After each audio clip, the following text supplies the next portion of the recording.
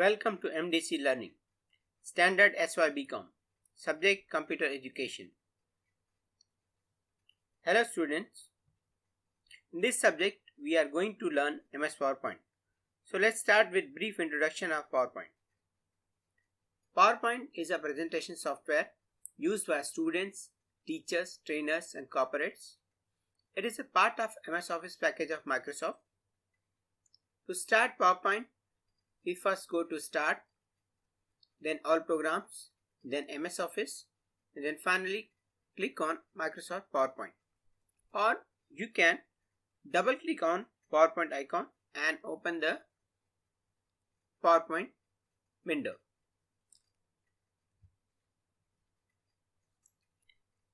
Here you can see the PowerPoint window. In this we have File tab, then this is Ribbon, which contains all the tabs like Home, Insert, Design, etc. This is Title bar, this is Help icon, this is Slide tab, and this is the slide area where you actually create the slides. This is Note section, these are slide views, and this is Zoom slider with which you can zoom in or zoom out. Also you have Quick Access toolbar. Now we'll see PowerPoint screen layout in detail. In this there is Quick Access toolbar. It contains the most frequently used commands like save. Also you can customize this toolbar to suit your needs. Then is File tab. This tab opens the Backstage view, which basically allows you to manage the file related operations and settings in PowerPoint. You can save, open existing files, create new presentation based on blank or predefined templates. The other file related operations can also be performed in this view. Then this is Ribbon part. Ribbon contains commands organized in three components, namely tabs. Tabs appear across the top of Ribbon and contain group of related commands. Home, Insert, Design are some examples of Ribbon tab. In groups, groups organize related commands. Each group name appears below the group on the ribbon.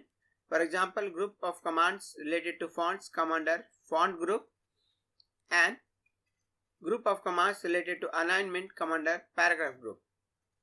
Then commands appear within each group as mentioned above.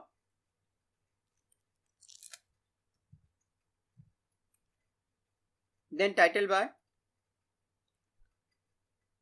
This slides at the top of the window. It shows the name of the file followed by the name of the program. In this case it is Microsoft PowerPoint. Then Help.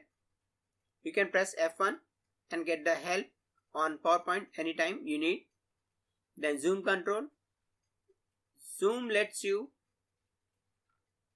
zoom in or zoom out for a closer look with the help of Zoom slider. You can click on minus or plus buttons to decrease or increase the zoom factor. The maximum zoom supported by PowerPoint is 400%, and the 100% is indicated by the mark in the middle.